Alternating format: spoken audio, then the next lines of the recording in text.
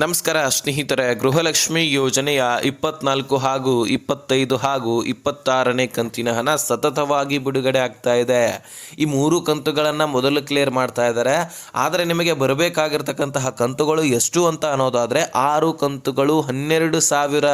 ಆದರೆ ಎಲ್ಲವನ್ನೂ ಕೂಡ ದಿಢೀರನೆ ಬಿಡುಗಡೆ ಮಾಡಲಿಕ್ಕೆ ಬರೋದಿಲ್ಲ. ಯಾಕಂದರೆ ಅದಕ್ಕಾಗಿ ಸಾಕಷ್ಟು ಖರ್ಚು ವೆಚ್ಚ ಆಗತ್ತೆ.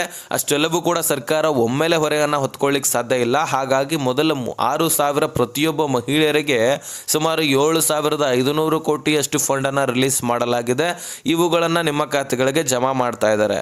ಇವುಗಳನ್ನು ಒಟ್ಟಿಗೆ ಯಾಕಪ್ಪ ಸತತವಾಗಿ ಬಿಡುಗಡೆ ಮಾಡ್ತಾ ಇದ್ದಾರೆ ಅಂದರೆ ಸರ್ಕಾರದ ಮೇಲೆ ಪ್ರೆಷರ್ ಕಣ್ರಿ. BJP ನಾಯಕರು ಕೂಡ ಇದರ ಬಗ್ಗೆ ಚರ್ಚೆ ಮಾಡಿ ಈಗಾಗಲೇ ಇವರ ಮೇಲೆ ಪ್ರೆಷರನ್ನು ಹಾಕಿರುವಂತಹ ಕಾರಣಕ್ಕಾಗಿ ದುಡ್ಡು ರಿಲೀಸ್ ಮಾಡಲೇಬೇಕು. ಅದನ್ನು ಬಿಟ್ಟು ಬೇರೆ ಆಪ್ಷನ್ನೇ ಇಲ್ಲ. ಸೊ ಹಾಗಾಗಿ ಬನ್ನಿ ಸ್ನೇಹಿತರೆ, ಈಗ ಸದ್ಯಕ್ಕೆ ಯಾವ ತಿಂಗಳ ಹಣ ಬಿಡುಗಡೆ ಆಗ್ತಾ ಇದೆ, ಈ 24, 25, 26ನೇ ಕಂತಿನ ಹಣ ಅಂದರೆ ಯಾವ ತಿಂಗಳ ಹಣ, ಇದರ ಜೊತೆಗೆ ಇನ್ನೂ 3 ಕಂತುಗಳು ಬಿಡಬೇಕಾಗಿದೆ. ಅವುಗಳು ಯಾವುವು? ಹಾಗಾದರೆ ಅಧಿವೇಶನದಲ್ಲಿ ಲಕ್ಷ್ಮೀ ಹೆಬ್ಬಾಳ್ಕರ್ ಅವರು ಕೊಟ್ಟಿರ್ತಕ್ಕಂತಹ ಮಾಹಿತಿ ಆದರೂ ಏನು? ಆದರೆ ಎಲ್ಲ ಮಹಿಳೆಯರಿಗೆ ಅಂತೂ ಬರೋದಿಲ್ಲ ದುಡ್ಡು, ಇದು ಗಮನದಲ್ಲಿರಲಿ. ಅದರ ಬಗ್ಗೆನೂ ಕೂಡ ನಾನು ತಿಳಿಸೋನಿದ್ದೀನಿ. ಯಾಕಂದರೆ ದುಡ್ಡು ಬರ್ತಾ ಇದೆ ಅಂದರೆ ಅದರಲ್ಲಿ ಮತ್ತೆ ವೆರಿಫಿಕೇಷನ್ ಆಗೇ ಆಗುವಂಥದ್ದು. ಯಾಕಂದರೆ ಸಾಕಷ್ಟು ದುಡ್ಡುಗಳು ಸರ್ಕಾರಕ್ಕೆ ಉಳಿಯುತ್ತೆ. ಹಾಗಾಗಿ ವೆರಿಫಿಕೇಷನ್ ಮೇಲೆ ವೆರಿಫಿಕೇಷನ್ ಇದು ನಡೀತಾನೆ ಇರುತ್ತೆ. ಸೊ ಹಾಗಾದರೆ ಇದರ ಬಗ್ಗೆ ಎಲ್ಲವನ್ನೂ ಕೂಡ ನೋಡೋಣವಾ? ಕಂಪ್ಲೀಟಾಗಿ ವಿಡಿಯೋನ ನೀವು ವಾಚ್ ಮಾಡಬೇಕಷ್ಟೇ. ಸಬ್ಸ್ಕ್ರೈಬ್ ಮಾಡ್ಕೊಂಡಿಲ್ಲ ಅಂದರೆ ಬೇಗನೆ ಸಬ್ಸ್ಕ್ರೈಬ್ ಮಾಡ್ಕೊಂಡ್ಬಿಡಿ ಸ್ನೇಹಿತರೆ. ಗೃಹಲಕ್ಷ್ಮಿ ಯೋಜನೆಯಲ್ಲಿ ಸದ್ಯಕ್ಕೆ ಬರ್ತಾ ಇರುವಂತಹ ಈಗ ರೀಸೆಂಟ್ಲಿ ಕಂತುಗಳು ಯಾವುವಪ್ಪ ಅಂದರೆ 24ನೇ ಕಂತಿನ ಹಣ ಅಂತೂ ಬರ್ತಾ ಇದೆ. ಜೊತೆಗೆ 25 ಮತ್ತು 26ನೇ ಕಂತಿನ ಹಣ, ಈ 3 ಕಂತುಗಳನ್ನು ಸತತವಾಗಿ ಬಿಡುಗಡೆ ಮಾಡಲೇಬೇಕು. ಇದನ್ನು ಬಿಟ್ಟು ಬೇರೆ ಆಪ್ಷನ್ ಇಲ್ಲ. ಆಲ್ರೆಡಿ ಸದನದಲ್ಲಿ ಅಧಿವೇಶನದಲ್ಲಿ ಸಚಿವೆ ಲಕ್ಷ್ಮೀ ಹೆಬ್ಬಾಳ್ಕರ್ ಅವರಿಗೂ ಕೂಡ ಈಗ ಸಾಕಷ್ಟು ಕ್ವಶನ್ಸ್ಗಳನ್ನು ಮಾಡಿದ್ದಾರೆ BJP ನಾಯಕರು. ಅದರಲ್ಲಿ 2 ಕಂತುಗಳನ್ನು ಕೂಡ ಹೊರತಂದಿದ್ದಾರೆ ಅಂದರೂ ತಪ್ಪಾಗಲಿಕ್ಕಿಲ್ಲ. 5,000 ಕೋಟಿ ಹಣವನ್ನು ನೀವು ನುಂಗಾಕಿದ್ರ ಅನ್ನುವಂತಹ ಪ್ರಶ್ನೆಯನ್ನು ನೀವು ಏನಾದರೂ ಸೋಷಿಯಲ್ ಮೀಡಿಯಾಗಳಲ್ಲಿ ನೋಡಿದ್ದೆ ಆದರೆ ನಿಮಗೆ ಗೊತ್ತಿರುತ್ತೆ. ಯಾಕಂದರೆ 5,000 ಕೋಟಿಯಷ್ಟು ಫಂಡನ್ನು ಸಚಿವೆ ಲಕ್ಷ್ಮೀ ಹೆಬ್ಬಾಳ್ಕರ್ ಅವರು ಬಿಡುಗಡೆ ಮಾಡಿರಲಿಲ್ಲ. ಹೌದು, 2025ರಲ್ಲಿನೇ ಅಂದರೆ ಇದೇ ಒಂದು ವರ್ಷದಲ್ಲಿನೇ, ಇನ್ನೂ ಕೂಡ ಮುಕ್ತಾಯವಾಗಿಲ್ಲ. ಹಾಗಾಗಿ ಫೆಬ್ರವರಿ ಮತ್ತು ಮಾರ್ಚ್ ತಿಂಗಳ ಹಣವನ್ನು ಹಾಕಿರಲಿಲ್ಲವಂತೆ. ಹೌದು, 9-10 ತಿಂಗಳ ಹಿಂದಿನ ಕಂತುಗಳನ್ನೇ ಸರ್ಕಾರ ಸರಿಯಾಗಿ ಹಾಕಿಲ್ಲ ಅಂತ 2 ಕಂತುಗಳನ್ನು ಪೆಂಡಿಂಗ್ ಉಳಿಸಿದ್ರಂತೆ. ಅದು ನಿಜಾನೋ ಸರಿನೋ ಅಥವಾ ತಪ್ಪು ಅನ್ನುವಂಥದ್ದನ್ನು ಕೇಳೋದಾದರೆ ಇದು ಖಂಡಿತವಾಗ್ಲೂ ನಿಜ, ಹಾಕಿಲ್ಲ. ಯಾಕಂದರೆ ಲಕ್ಷ್ಮೀ ಹೆಬ್ಬಾಳ್ಕರ್ ಅವರೇ ಇದನ್ನು ಒಪ್ಕೊಂಡಿದ್ದಾರೆ ಅಧಿವೇಶನದಲ್ಲಿ. ಹೌದು, ಅದರ ಬಗ್ಗೆ ಅವ್ರಿಗೂ ಕೂಡ ಗೊತ್ತಿಲ್ಲ ಅಥವಾ ಗೊತ್ತಿರಬಹುದು, ಅದು ನಮಗೆ ಗೊತ್ತಿಲ್ಲ.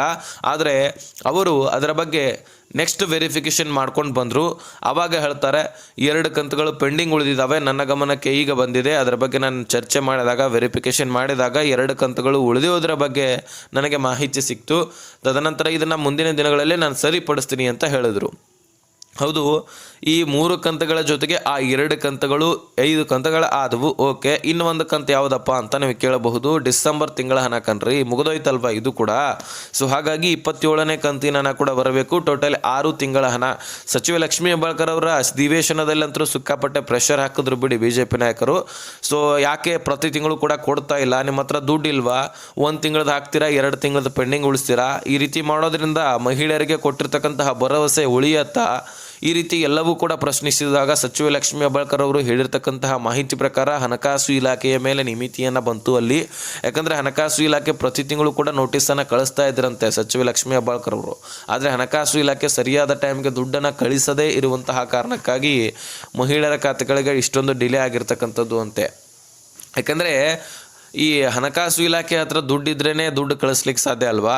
ಸೊ ಈ ಅನುಮಾನ ಕೂಡ ಈಗ ಸಹಜವಾಗಿ ಉಂಟಾಗತ್ತೆ. ದುಡ್ಡಿದ್ರೆ ಸರಿಯಾಗಿ ಕಳಿಸ್ತಾ ಇದ್ರಪ್ಪ. ಹಾಗಾದರೆ ದುಡ್ಡು ಇರಲಿಲ್ಲ ಅಂದರೆ ದುಡ್ಡನ್ನು ಕಳಿಸ್ಲಿಕ್ಕೆ ಆಗಿರೋದಿಲ್ಲ. ದುಡ್ಡನ್ನು ಹೊಂದಾಣಿಕೆ ಮಾಡಲಿ ಕಳಿಸ್ಬೇಕಂದ್ರೆ ಹೊಂದಾಣಿಕೆ ಮಾಡುವಂತಹ ಪದ ಏನಿದೆಯಲ್ಲ, ಸರ್ಕಾರದ ಬಳಿ ದುಡ್ಡಿಲ್ಲ, ಇದನ್ನು ಅಡ್ಜಸ್ಟ್ ಮಾಡಿ ದುಡ್ಡನ್ನು ಕಳಿಸ್ಬೇಕಂತ ಅನಿಸಿಬಿಡುತ್ತೆ.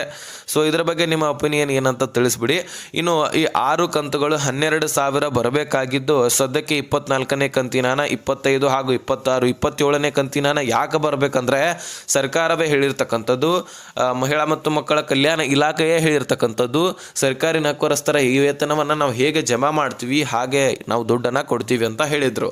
ಅಂದರೆ ಈಗ ಸರ್ಕಾರಿ ನೌಕರಸ್ಥರ ವೇತನ ಯಾವ ರೀತಿಯಾಗಿ ಜಮಾ ಆಗುತ್ತೆ ಅಂದರೆ ಈ ಡಿಸೆಂಬರ್ ಪೂರ್ತಿಯಾಗಿ ದುಡಿದ್ರಪ್ಪ ಅಂದರೆ ಜನವರಿ ತಿಂಗಳಲ್ಲಿ ಇವರ ವೇತನ ಆಗುತ್ತೆ. ಜನವರಿ ತಿಂಗಳಲ್ಲಿ ಪೂರ್ತಿಯಾಗಿ ದುಡಿದ್ರಂದರೆ ಫೆಬ್ರವರಿನಲ್ಲಿ ಇವರ ವೇತನ ಆಗುತ್ತೆ. ಫೆಬ್ರವರಿ ತಿಂಗಳಲ್ಲಿ ದುಡಿದ್ರಂದರೆ ಮಾರ್ಚ್ನಲ್ಲಿ ವೇತನ ಆಗುತ್ತೆ. ಈ ರೀತಿ ಅವರ ಒಂದು ತಿಂಗಳ ದುಡಿದಿರತಕ್ಕಂತಹ ದುಡ್ಡು ಮತ್ತೊಂದು ತಿಂಗಳಲ್ಲಿ ವೇತನ ಆಗಿ ಜಮಾ ಆಗುತ್ತೆ. ಹಾಗೆ ಈ ಸರ್ಕಾರಿ ಈ ಒಂದು ಸ್ಕೀಮ್ಸ್ಗಳಲ್ಲಿ ಕೂಡ ಹಾಗೆ ಜಮಾ ಆಗತ್ತಂತೆ. ಅದರಲ್ಲಿ ಗೃಹಲಕ್ಷ್ಮಿ ಯೋಜನೆಯಲ್ಲಿ ಡಿಸೆಂಬರ್ ಕೂಡ ಮುಗಿದೋಯ್ತು. ಅದಕ್ಕಾಗಿ ಈ ತಿಂಗಳ ಹಣ ಜನವರಿ ತಿಂಗಳಲ್ಲಿ ಬರಬೇಕಲ್ವಾ, ಹಾಗಾಗಿ ಈ ತಿಂಗಳ ಹಣ ಕೂಡ ಪೆಂಡಿಂಗ್ ಉಳಿದಿದೆ ಎನ್ನುವಂತಹ ಮಾಹಿತಿ ಇಲ್ಲಿ ಸಿಗ್ತಾ ಇದೆ. ಟೋಟಲಿ 6 ಕಂತುಗಳು 12,000 ದುಡ್ಡು ಪ್ರತಿಯೊಬ್ಬ ಮಹಿಳೆಯರಿಗೆ ಬರಬೇಕಾಗಿದೆ. ಅದರಲ್ಲಿ ಎಷ್ಟು ಖರ್ಚು ವೆಚ್ಚ ಆಗತ್ತಂದರೆ ಒಂದು ಕಂತಿಗೆ 2,500 ಕೋಟಿ ಆದರೆ 2 ಕಂತಿಗೆ 5,000 ಕೋಟಿ, 4 ಕಂತುಗಳಿಗೆ 10,000 ಕೋಟಿ, 6 ಕಂತುಗಳಿಗೆ 15,000 ಕೋಟಿ ಹಣ. ಇಷ್ಟು ಫಂಡು ಈಗ ಸರ್ಕಾರ ರಿಲೀಸ್ ಮಾಡಿದ್ರೆ ಮಹಿಳೆಯರಿಗೆ ಇಷ್ಟೊಂದು ಹೆಲ್ಪ್ ಆಗುತ್ತಂದರೆ, ಯಾಕಂದರೆ ಪ್ರತಿಯೊಬ್ಬ ಮಹಿಳೆಯರಿಗೂ ಕೂಡ 12,000 ದುಡ್ಡು ಜಮಾ ಆಗುತ್ತೆ. 12,000 ದಿಢೀರನೆ ಸತತವಾಗಿ ಬಿಡುಗಡೆ ಆಗ್ತಾ ಹೋದರೆ, ಇದಲ್ಲದೆ 23ನೇ ಕಂತಿನ ಹಣ ಈ ಹಿಂದಿನ ದಿನಗಳಲ್ಲೇ ಜಮಾ ಆಗಿತ್ತು, ಜೊತೆಗೆ 24ನೇ ಕಂತಿನ ಹಣ ದಿಢೀರನೆ ಬಿಡುಗಡೆ ಆಯಿತು. ಹೀಗಾಗಿ 14,000 ಸತತವಾಗಿ ಬಿಡುಗಡೆ ಆದಂಗೆ ಆಗುತ್ತೆ. ಇದೊಂದು ಹಿಸ್ಟ್ರಿ ಕ್ರಿಯೇಟ್ ಆದರೂ ತಪ್ಪಾಗಲಿಕ್ಕಿಲ್ಲ. ಇದರಿಂದ ಮಹಿಳೆಯರಿಗೆ ತುಂಬಾ ಹೆಲ್ಪ್ ಆಗುತ್ತೆ. ಇದರಿಂದ ಮಹಿಳೆಯರ ಬೆಳವಣಿಗೆಗೆ, ಸಬಲೀಕರಣಕ್ಕೆ, ಅವರ ಇನ್ನಿತರ ಸೌಲಭ್ಯಗಳಿಗೆ ಇದು ತುಂಬಾ ಬೆನಿಫಿಟ್ ಸಿಕ್ಕಂಗಾಗತ್ತೆ. ಇದನ್ನು ಸರ್ಕಾರ ಮಾಡಬೇಕಾಗಿರುವಂಥದ್ದು. ಇದನ್ನು ಏನಾದರೂ ಮಾಡಿದ್ರೆ ಇದೊಂದು ಹಿಸ್ಟ್ರಿ ಅಂತ ಹೇಳಬಹುದು. ಗೃಹಲಕ್ಷ್ಮಿ ಯೋಜನೆಯಿಂದ ಮತ್ತಷ್ಟು ಹೆಲ್ಪ್ ಅಂತ ಹೇಳಬಹುದು.